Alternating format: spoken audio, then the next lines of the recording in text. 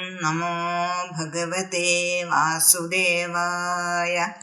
ഗോവർദ്ധന മഹോത്സവം. മക്കളെ, ഇന്ന് ഗോവർദ്ധന മഹോത്സവത്തെ പറ്റി പറഞ്ഞു തരാം. കൃഷ്ണൻ പറഞ്ഞതാണ് ശരിയെന്ന് വൃന്ദാവനവാസികൾ വിചാരിച്ചു. എന്താണ് കൃഷ്ണൻ പറഞ്ഞതെന്നറിയണ്ടേ? കൃഷ്ണൻ പറഞ്ഞത് ഇങ്ങനെയാണ്: നിങ്ങൾ ദേവേന്ദ്രനു വേണ്ടി പൂജയ്ക്ക് ഒരുക്കി വെച്ച ഈ വസ്തുക്കളെ കൊണ്ട് ഗോവർദ്ധനഗിരിക്കാണ് പൂജ ചെയ്യേണ്ടത്. ദേവേന്ദ്രനല്ല, ഗോവർദ്ധനഗിരിയാണ് നമ്മൾക്കും ഗോക്കൾക്കുമെല്ലാം ഭക്ഷണ സാധനങ്ങൾ തരുന്നത്, അല്ലാതെ ദേവേന്ദ്രനല്ല എന്ന് പറഞ്ഞു. അങ്ങനെ നന്ദരാജനും കൂട്ടരും ഗോവർദ്ധനഗിരിക്ക് പൂജ ചെയ്യാൻ തീരുമാനിച്ചു. ഗിരിരാജ പൂജ ഒരു ഉത്സവമാക്കണമെന്ന് കരുതി ചുറ്റിലുമുള്ള എല്ലാ ഗ്രാമങ്ങളിലും വിവരമറിയിച്ചു. ഗോപന്മാർ ഗോവർദ്ധന പർവ്വതവും താഴ്വരയുമെല്ലാം നല്ലപോലെ വൃത്തിയാക്കി. കൃഷ്ണൻ പറഞ്ഞുകൊടുത്ത പോലെ എല്ലായിടവും ചാണകം മെഴുകി ഗംഗാജലവും യമുനാജലവും കൊണ്ടുവന്ന് തളിച്ചു.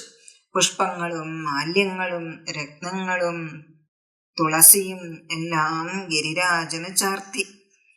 കൊടിക്കൂറകൾ നാട്ടി പൂജാദ്രവ്യങ്ങളും നിവേദ്യങ്ങളും പഴവർഗ്ഗങ്ങളും കൊണ്ടുവന്ന് വെച്ചു. അപ്പോഴേക്കും അതാ ആളുകളെല്ലാം എത്താൻ തുടങ്ങി. ആരൊക്കെയാണ് വന്നത് എന്നറിയണ്ടേ മക്കളെ? നന്ദഗോപരും യശോദയും എത്തി. നന്ദരാജൻ ബലരാമനെയും കൃഷ്ണനെയും വരുത്തി. നോക്കണേ മക്കളെ, കൃഷ്ണൻ എത്ര ചെറുതാണ്, എന്നാലും കൃഷ്ണൻ പറയുന്നതാണ് എല്ലാവരും കേൾക്കുന്നത്. കാരണം എന്താ? കുഞ്ഞു കുട്ടിയായിരിക്കുമ്പോൾ തന്നെ ഗോകുലത്തെയും വൃന്ദാവനത്തെയും രക്ഷിക്കുന്നത് കൃഷ്ണനാണ്. പിന്നെ ബർസാനയിൽ നിന്ന് ബർസാനാവാസികളെയും ഗോക്കളെയും കൂട്ടി വൃഷഭാനുരാജനും കീർത്തിയും എത്തി.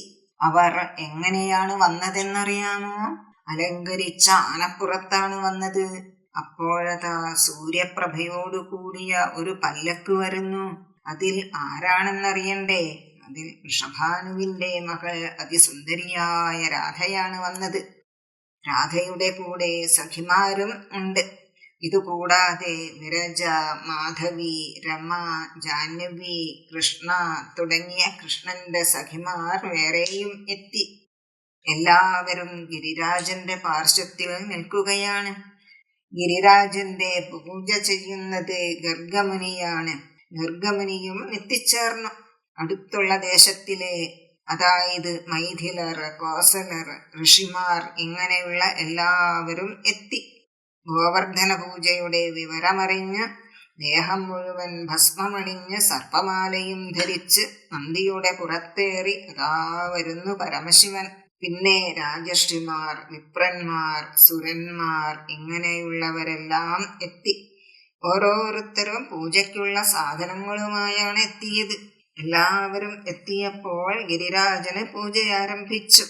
തീർത്ഥജലം കൊണ്ടും പാൽ കൊണ്ടും പഞ്ചാമൃതം കൊണ്ടും അഭിഷേകം നടത്തി. നിവേദ്യങ്ങളെല്ലാം അർപ്പിച്ചു.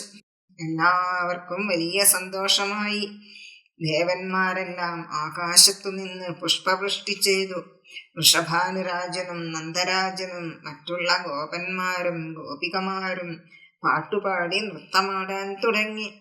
എല്ലാവരും അത്ര സന്തോഷത്തിലാണല്ലോ. എങ്കിലും ചിലർക്കൊക്കെ ഒരു സംശയം. നമ്മൾ ഇത്ര സന്തോഷത്തോടെ നിവേദ്യങ്ങളും പഴങ്ങളും എല്ലാം അർപ്പിച്ച് പൂജ ചെയ്തുവല്ലോ. പക്ഷേ ഗിരിരാജൻ ഇതെല്ലാം എങ്ങനെ അനുഭവിക്കും, എങ്ങനെ ഭക്ഷിക്കും എന്ന് എല്ലാവരും ഇങ്ങനെ ചിന്തിക്കുന്നത് കൃഷ്ണന് മനസ്സിലായി. അപ്പോൾ കൃഷ്ണൻ എന്തു ചെയ്തെന്നറിയണ്ടേ? എല്ലാവരും പർവ്വതത്തിന് വലം വെച്ച് നൃത്തമാടി നടക്കുകയാണല്ലോ. അപ്പോൾ കൃഷ്ണൻ പർവ്വതത്തിന്റെ മുകളിലേക്ക് കയറി. എന്നിട്ടോ, കൃഷ്ണൻ പണ്ട് ഗോക്കളെയും ഗോപന്മാരെയുമെല്ലാം സശരീരത്തിൽ നിന്ന് സൃഷ്ടിച്ചില്ലേ, അതുപോലെ കൃഷ്ണൻ തന്നെ പർവ്വതത്തിനുള്ളിൽ പ്രവേശിച്ചു. എന്നിട്ട് എല്ലാവരും കാണെ നിവേദ്യങ്ങളും പഴങ്ങളുമെല്ലാം കഴിച്ചു. എല്ലാവരും ഇത് കണ്ട് അത്ഭുതപ്പെട്ടു. എല്ലാവരും ഉച്ചത്തിൽ ഇങ്ങനെ പറഞ്ഞു: നമ്മൾ പൂജ ചെയ്തത് ഗിരിരാജന് സന്തോഷമായി. ഗിരിരാജൻ എല്ലാം ഭക്ഷിച്ചു. എന്തൊരത്ഭുതമാണിത് എന്ന് അവിടെ കൂടിയിരുന്നവർക്കറിയില്ലല്ലോ അത് ഭഗവാൻ കൃഷ്ണൻ തന്നെയാണ് എന്നുള്ളത്.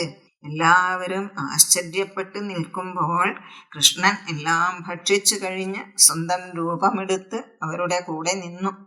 ആർക്കും ഒന്നും മനസ്സിലായില്ല. ഇതെല്ലാം അറിയുന്ന ഒരാൾ മാത്രമേ ആ കൂട്ടത്തിലുള്ളൂ. അതാരാണെന്നോ? അത് ബലരാമനാണ്. പിന്നീട് എല്ലാവരും ഭക്ഷണം കഴിച്ചു. ബ്രാഹ്മണർക്ക് ഗോദാനം, വസ്ത്രദാനം എല്ലാം നടത്തി. അങ്ങനെ ഉത്സവം അതിഗംഭീരമായി കഴിഞ്ഞു.